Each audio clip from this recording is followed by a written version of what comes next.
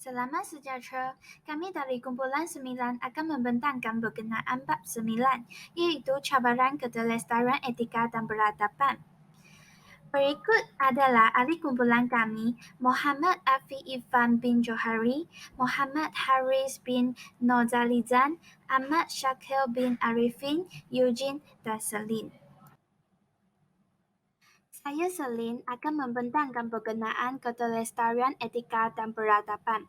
Etika bermaksud prinsip moral atau nilai-nilai akhlak yang menjadi pegangan seseorang individu atau sesuatu kumpulan manusia. Seterusnya, peradaban merupakan sistem dan tahap perkembangan sosial sesuatu bangsa, kemajuan sosial dan kebudayaan sesuatu bangsa. Selain itu, menurut Fisher, peranan sistem nilai dan kepercayaan dalam mencapai keterlestarian, ramai yang bersetuju dan menerima bahawa acuan utama sistem nilai manusia adalah agama. Keterlestarian etika dan peradaban sejaga sentiasa tercabar dan terkesan oleh proses hakisan sosial. Ini kerana perubahan dalam masyarakat berlaku dengan pantas dan sukar dikawal, sama ada dari segi sosial, ekonomi, politik, alam sekitar, teknologi dan lain-lain. Kepesatan pembangunan ekonomi banyak membawa implikasi positif dalam peningkatan pendapatan negara dan kesejahteraan hidup masyarakat. Namun begitu, ketidakseimbangan pembangunan negara membawa implikasi negatif terhadap persekitaran fizikal, alam sekitar, dan kesihatan masyarakat. Perubahan yang berlaku dalam masyarakat dan pembangunan ekonomi telah membawa cabaran dalam penghayatan etika dan peradaban di Malaysia. Antara cabaran-cabaran bagi keterlestarian etika dan peradaban termasuklah cabaran politik. Naratif Malaysia baharu menerusi barisan kepimpinan yang baru berusaha untuk menegakkan keadilan dan kesesamaan. Cabaran politik sangat berkaitan dengan peningkatan etika dan peradaban. Politik bukan hanya boleh menjatuhkan kerajaan yang kuat, tetapi mampu melemahkan seluruh struktur dan elemen kuasa dan pentadbiran. Pendek kata, terdapat banyak cabaran-cabaran besar yang mesti ditangani, iaitu termasuklah pembinaan budaya politik dan demokrasi matang, kebebasan bersuara dan pembinaan masyarakat sivil iaitu madani, kerajaan yang terus dan menjaga kepentingan nasional. Selain itu ialah literasi politik dalam kalangan rakyat, celik sejarah dalam kalangan rakyat, mewujudkan sebuah negara bangsa, semangat cintakan negara dan kurangnya penghayatan dalam aspek kenegaraan dan politik berasaskan kaum lawat politik bermuafakatan serta mengakui hak antara kaum seperti yang termaktub dalam Perlembagaan Persekutuan. Seterusnya ialah cabaran ekonomi. Cabaran ekonomi secara tidak langsung memberi kesan kepada etika dan peradaban manusia. Dalam perspektif kedua-dua tokoh barat, iaitu Maslow dan Colbert, etika tinggi berlaku apabila seseorang itu bebas daripada kepentingan peribadi dan pihak lain. Keputusan etika yang seseorang itu buat adalah atas kesedaran diri yang tinggi. Ini dapat disimpulkan bahawa dari perspektif barat, etika dan peradaban berkait terus dengan ekonomi. Hal ini dapat dibuktikan apabila seseorang individu itu telah memenuhi keperluan dan kehendak mereka iaitu asas, keselamatan dan estim diri. Maka barulah ianya mencapai tahap kesempurnaan diri. Tetapi ia berbeza pula dalam perspektif Islam. Al-Ghazali menyatakan bahawa akhlak atau etika adalah satu sifat kerohanian. Perkara atau sifat ini akan diterjemahkan atau ditunjukkan dalam bentuk tingkah laku yang baik kerana kesedaran seseorang itu terhadap Allah. Bagaimanapun, cabaran etika dan peradaban pada hari ini berkait dengan memenuhi keperluan dan kehendak seseorang. Antara cabaran ekonomi yang masih dan akan terus dihadapi dalam pembangunan etika dan peradaban ialah mengurangkan jurang antara kaya dan miskin yang semakin melebar, mewujudkan peluang pekerjaan kepada rakyat dan generasi muda, pendatang asing dan sektor pekerjaan 3D, keseimbangan ekonomi bandar, luar bandar, dan wilayah, pemberdayaan ekonomi bumi putera dan kaum-kaum lain, meningkatkan ekonomi pengetahuan, inovasi dan R&D, peningkatan kepada kualiti dan kemampanan hidup, dan ekonomi pertanian krisis makanan dan keselamatan. Ini semakin meningkat di mana budaya keadilan, integriti, tolak ansur kesempatan dan demokrasi semakin terhakis. Hakisan sosial ini dapat dilihat dengan lambakan maklumat palsu yang berniat membakar sentimen etnik dan agama di dunia digital tanpa etika. Kesannya, keharmonian dan kestabilan negara menjadi tidak terjamin.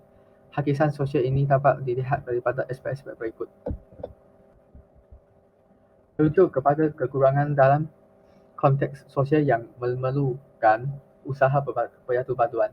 Kekurangan ini disebabkan beberapa faktor termasuk isu-isu berkaitan etnik, bahasa, budaya, agama, kekeluargaan, raja, perlembagaan persekutuan, undang-undang tubuh negeri, sejarah semakin dibahasakan tanpa memahami perlembagaan persekutuan itu sendiri.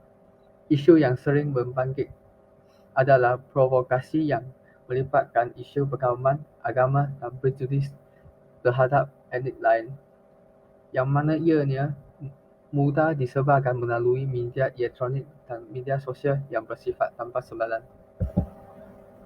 Tabel urus dan pembangunan yang baik akan membinakan kesatuan nasional hingga berlaku perguguhan kepada perbantuan negara. Etika dan adab seperti amanah, bertanggungjawab, prihatin dengan kebajikan dan bertolak ansur pasti akan mengikut mereka untuk hidup aman, damai dan harmoni.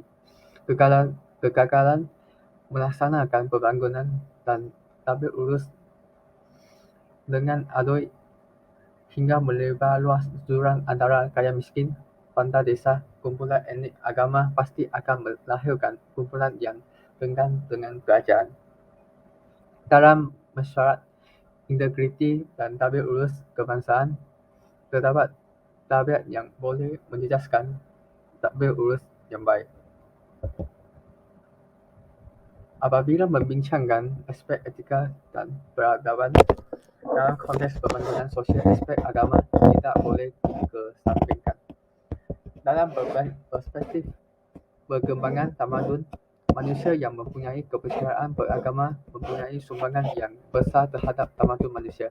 Ajaran dan nilai-nilai Islam boleh diringkaskan kepada prinsip umum yang mengamalkan segala kebaikan dan mencegah diri melakukan kejahatan. Konsep-konsep umum yang lahir daripada budaya masyarakat Melayu telah disesuaikan dengan amal kebaikan dalam ajaran Islam. Pada masa kini, kehidupan masyarakat masih berpegang kuat kepada nilai-nilai yang sejagat merangkumi berbagai aspek kehidupan, termasuklah hidup berdisiplin, rajin bekerja, semangat kejirangan, menjaga kebersihan, memupuk budaya ilmu, mereduksi pendidikan, penulisan dan rajin membaca, mengembalikan maruah bangsa, berdikari kepimpinan melalui teladan, bersih, cekap dan amanah dan lain-lain lagi.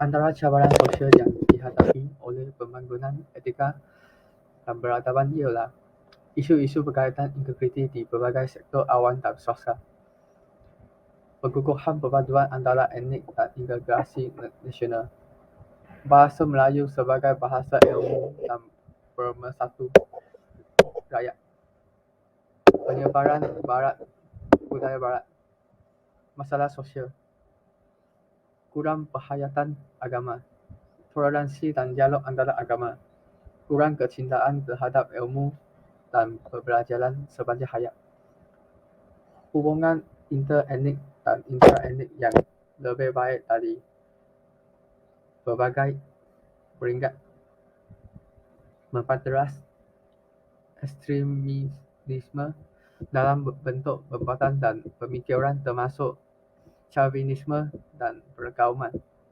Transformasi pendidikan ke arah pemantapan modal insan, perpaduan dan integrasi nasional.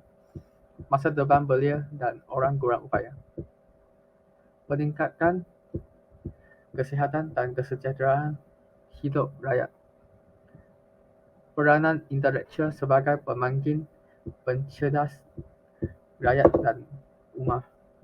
Penghayatan semi budaya tempatan lawan budaya luar yang bersifat Hinduisme.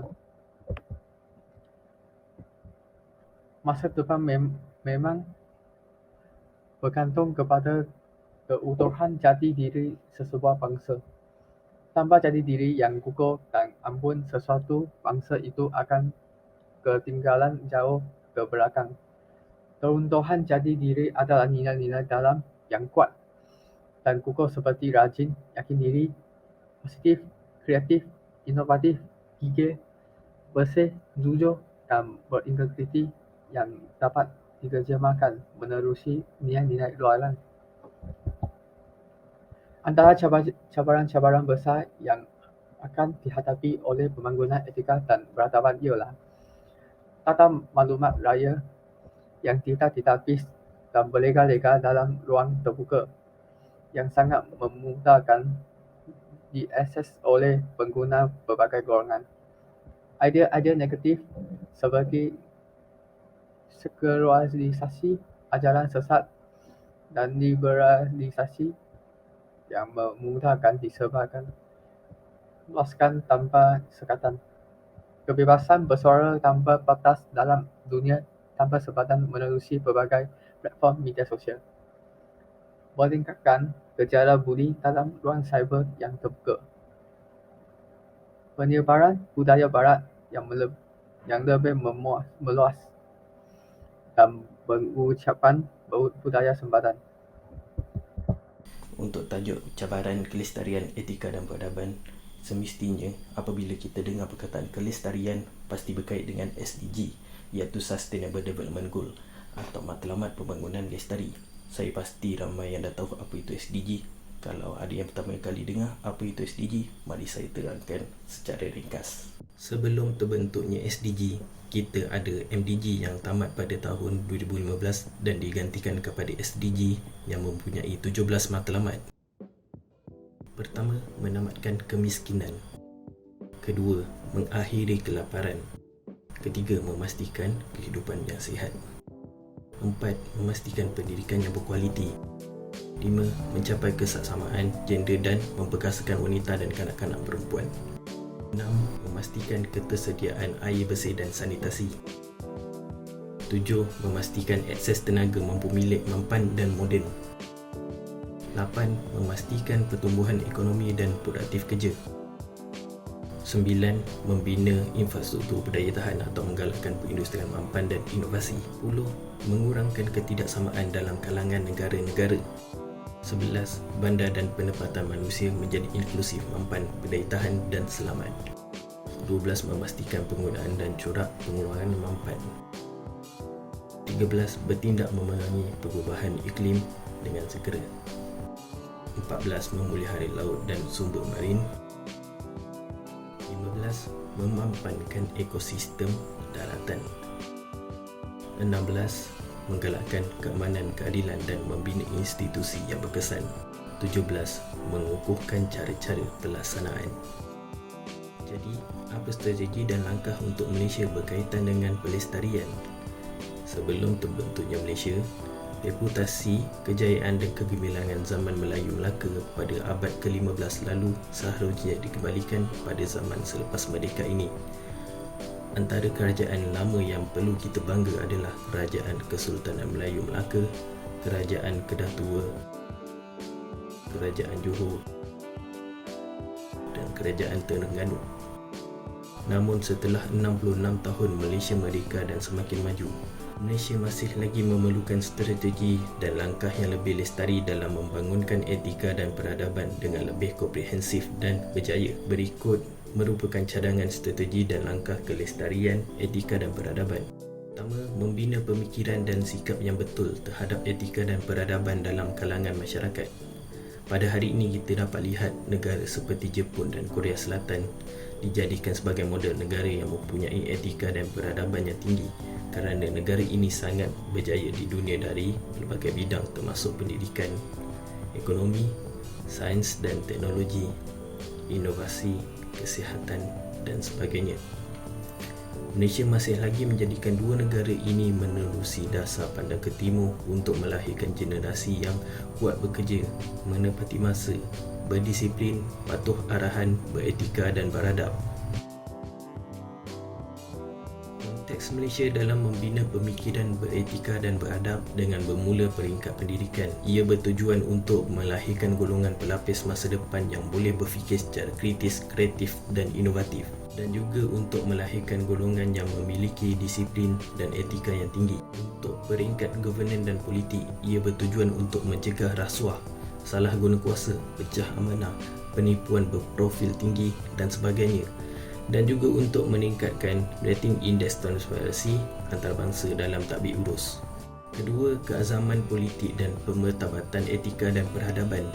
Sebagaimana yang kita tahu, sekiranya pemimpin yang dipilih tidak amanah, melakukan rasuah dan apa-apa yang melanggar integriti, sudah pasti akan berlaku ketidakstabilan politik, ekonomi maupun sosial.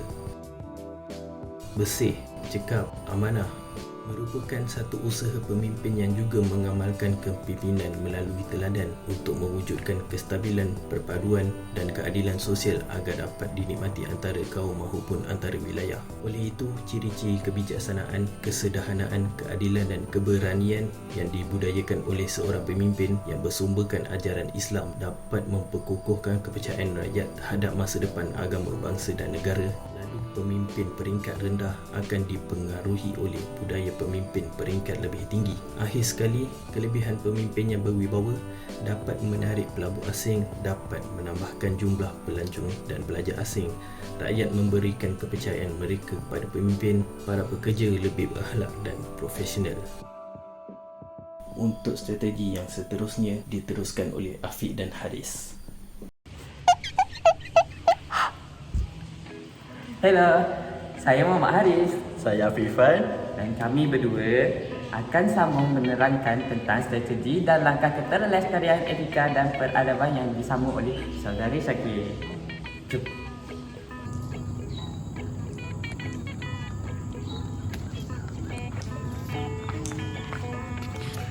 Strategi seterusnya adalah amalan dan penghayatan rukun negara. Sebagaimana kita tahu, kita mempunyai 5 rukun negara. Yang pertama, kepercayaan kepada Tuhan, kesetiaan kepada raja dan negara, keluruhan perlembagaan, kedaulatan undang-undang dan akhir sekali, kesopanan dan kesusilaan. Strategi yang seterusnya adalah keterlestarian etika dan peradaban menerusi kebudayaan kebangsaan. Kita sebagai rakyat Malaysia haruslah mempraktikkan kita punya etika dan kebudayaan tidak kira di mana jua kita berada, supaya kita tidak akan lupa akan asal-usul akar umbi kita, tidak kira zaman dan waktu di mana jua kita berada. Sebagai contoh, konsep yang kita boleh amalkan sehingga ke hari ini yang kita sangat majmuk, iaitu konsep satu Malaysia. Jom.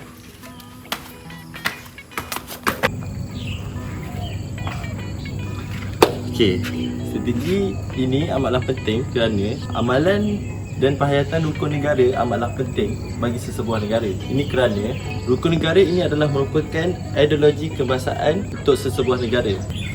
Kerana ideologi kebangsaan ini sangatlah diperlukan untuk sebuah negara kerana ia dapat menyatukan pemikiran semua masyarakat yang berbeza, contohnya kaum, agama dan sebagainya. Seterusnya, kepentingan kedua adalah mewujudkan perpaduan kaum dalam sebuah negara. Kita hidup di sebuah negara yang berbagai kaum hendaklah bersatu padu dan mempunyai semangat cinta akan negara. Kepentingan terakhir adalah memelihara sistem hidup demokratik yang wujud dalam perlembagaan sebuah negara. Ini adalah penting bagi memastikan hak-hak masing-masing, tanpa melanggar undang-undang negara dan agama. Wow, sungguh bernas idea kita tadi untuk strategi dan keterlestarian etika dan peradaban. Keterlestarian. Betul? Boleh. Jangan betul kan? Tapi Afiq Irfan, awak rasa itu saja ke strategi untuk menjaga keterlestarian dan etika peradaban? Tak, kena lagi. Jadi mari kita saksikan.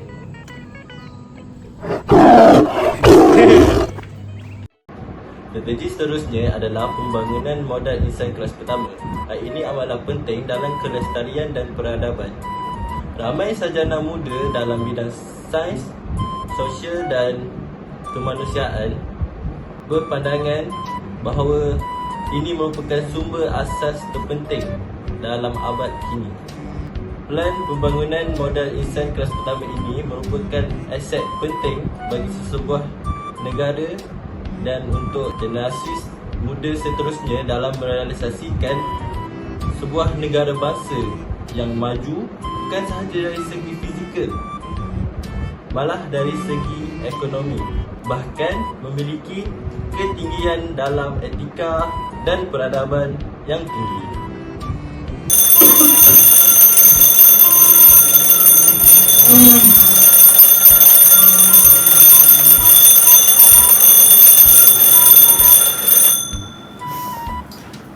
Baru pukul 8, kelas pukul 9, dia sejam lagi boleh tidur lagi. Buat lagi satu alam talk lah. Tidur dulu lah.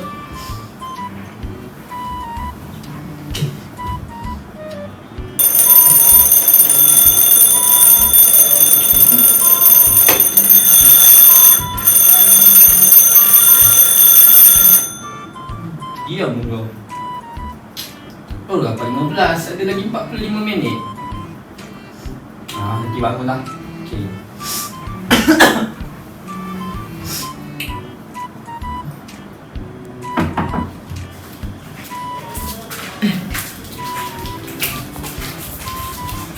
Riz, bangun Riz. Kau ada kelas pukul 9 ni. Aduh, 9. Oh, pukul 9. 8.30. Ada lagi 30 minit lagi. Tidur lagi. Relax dulu, santai. Tak apa. Aku tidur, aku bangun je. Sampai je pergi kelas. Kau boleh pergi kelas. Okay, terima kasih dulu kejut Ya. Tidur. Allah Akbar.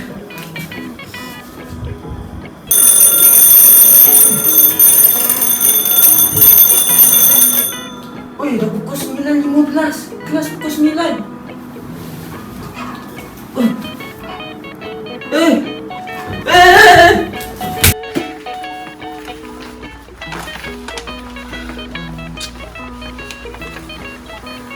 Awal betul aku datang hari ni. Matahari pun tak naik lagi. Sarapan pun tak makan. Hidup seorang doktor.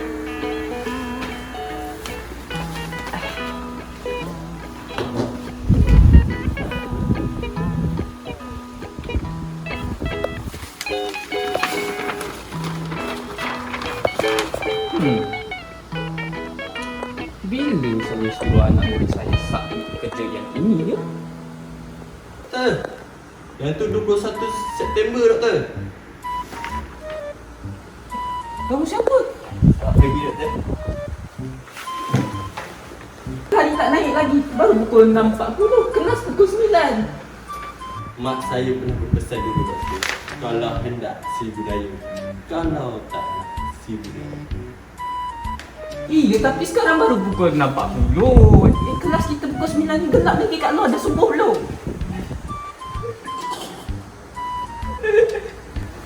Benak je tak buat main-main Strategi yang seterusnya adalah peranan agama dan sistem kepercayaan. Apabila membincangkan etika dalam peradaban Malaysia, aspek agama tidak bolehlah diketepikan dalam perspektif perkembangan peradaban. Manusia yang mempunyai kepercayaan mempunyai peranan yang besar terhadap peradaban manusia. Bagi negara Malaysia, Kebebasan beragama telah termaktub dalam Undang-Undang Malaysia. Agama Islam telah dijadikan sebagai agama rasmi di Malaysia. Manakala agama-agama lain pula bebas untuk diamalkan mengikut hak masing-masing. Justru dalam hidup kebudayaan masyarakat, ajaran-ajaran dan nilai-nilai agama dipegang kuat serta diamalkan. Ajaran-ajaran dan nilai-nilai Islam boleh diamalkan dan diringkaskan kepada beberapa prinsip umum yang boleh diamalkan bagi mengamalkan kebaikan dan mencegah kejahatan. Ya Allah, Kau ampunilah dosa-dosaku, Ya Allah. Petang ni ujian akhir peperiksaan subjek construction economics, Ya Allah. Aku baru hafal chapter 1, Ya Allah. Doktor kata masuk sampai chapter 9, Ya Allah. Sambil menadah tangan doa ni, Ya Allah. Sambil juga itulah aku membuka buku-Mu, Ya Allah, membuat revision. Kau bantulah aku jawab soalan peperiksaan ini, Ya Allah. Kau turunkanlah langit jawapan kepadaku, Ya Allah. Weh, Riz! Riz! Awal jom! Tes! Dah nak start ke? Awal lah! Ya, aku baru buat ulang kaji bab 1. Uff. Weh, bad news. Ada berita buruk. Kita test sampai bab 9. Bab 2 tak masuk lagi. Ya Allah. Habislah. Macam mana aku nak lulus ni? Akhirnya. Tak boleh Jo, dosa. Tak nak lulus ni. Tak nak gagal. Tak. Dalam Islam dosa Jo.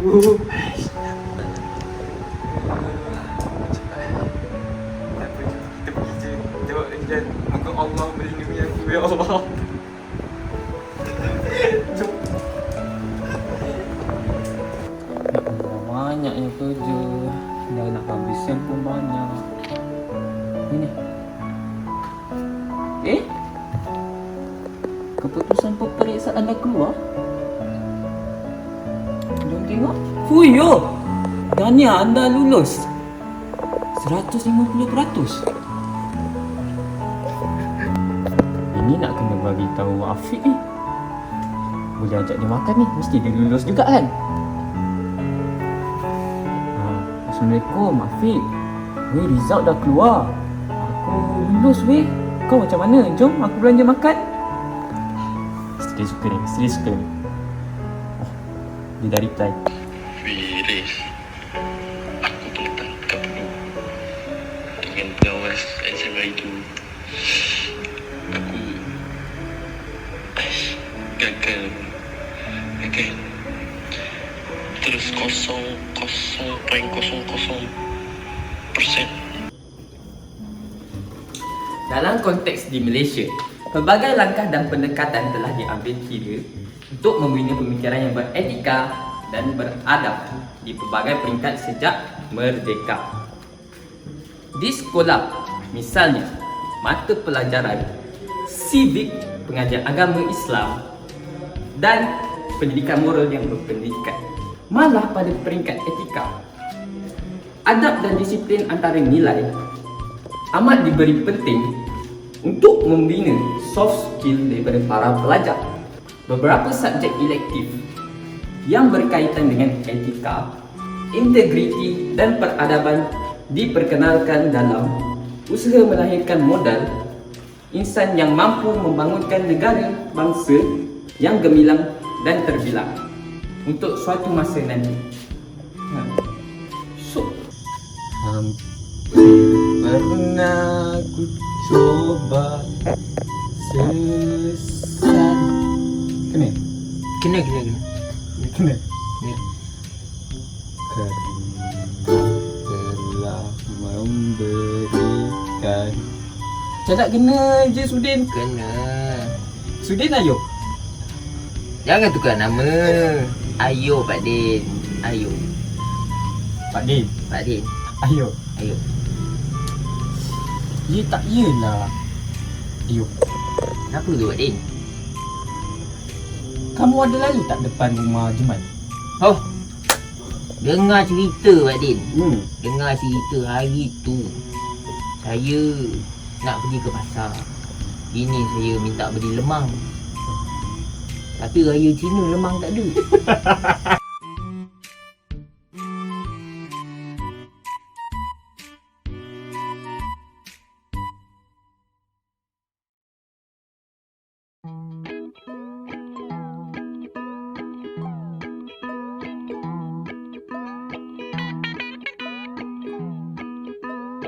Bertengkar.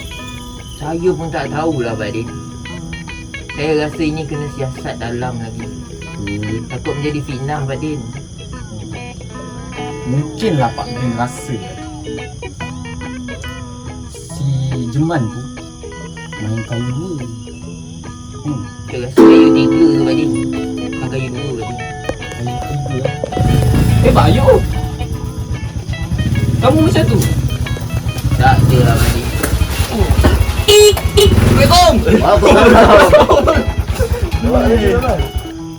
Kamu ni dari mana Rafiq ni? Dari luar tadi. Oh.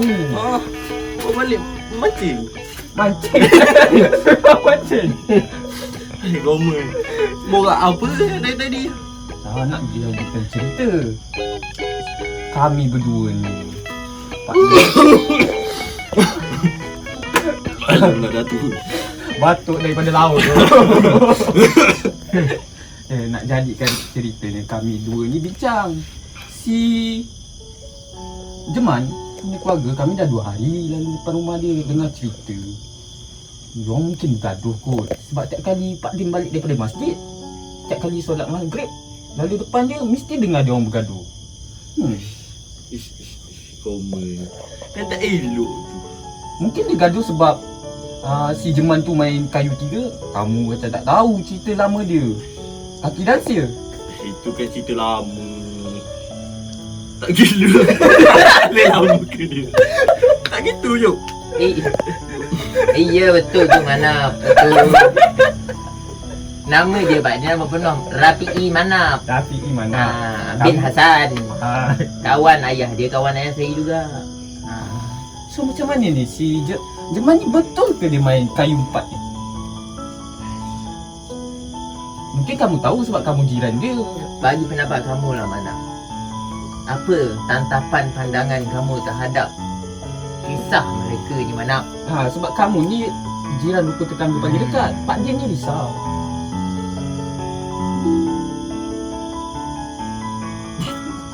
Kamu tertidur ke Manap?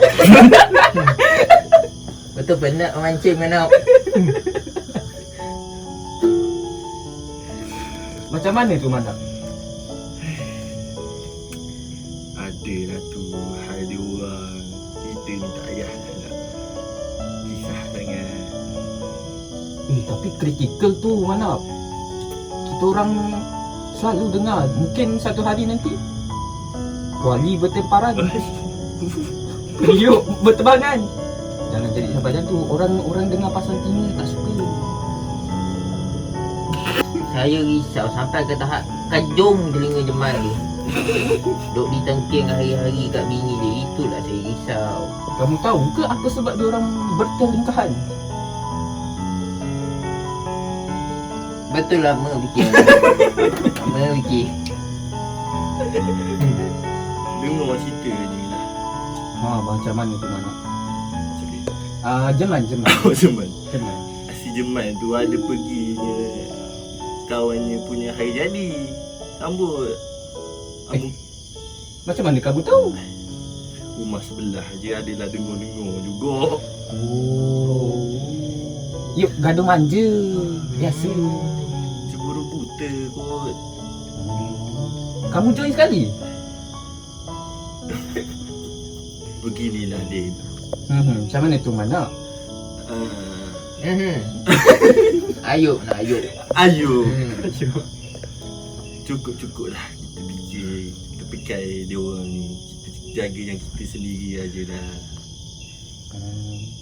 Tak elok ya? Tak Begitu. elok. Ikutlah saya pergi madrasah. Ini baru balik daripada masjid ni kamu? Peluh lagi dia. Bukan air wuduk. Sun. Oi, apa khabar? Alhamdulillah. Jadi, untuk bab 9, cabaran etika dan keterlestarian peradaban. Apa yang kita dapat belajar? Penghayatan nilai. Pada pendapat saya lah Sun, antara nilai yang penting dalam bab ni, kita kena bina pemikiran dan sikap yang betul terhadap etika dan peradaban dalam kalangan masyarakat. Kedua, kita kena menjunjung tinggi budaya ilmu, nilai-nilai moral, akhlak dan integriti dalam kehidupan bermasyarakat dan bernegara. Setuju? Betul?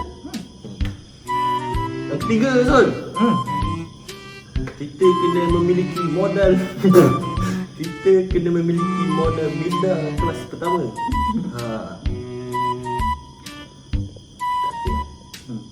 Dan tak akhir Sun, untuk menjadi bangsa Malaysia yang berjiwa merdeka, yakin tentang kemampuan sendiri dan setaraf dengan bangsa-bangsa lain di dunia ini.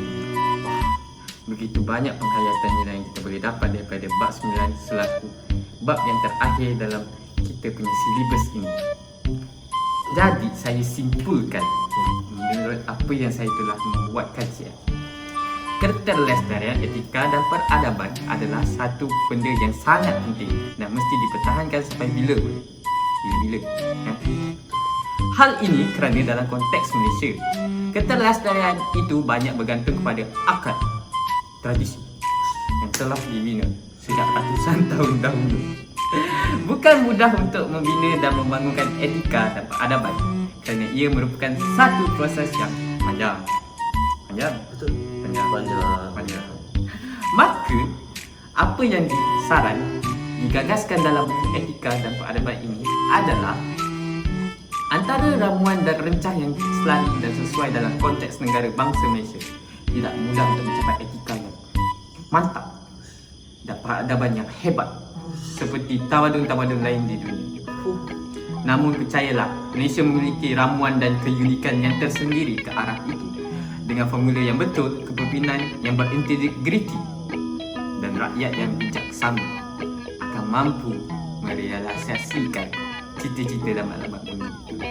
Sekian, itu saja daripada kami untuk bab 9. Terima kasih.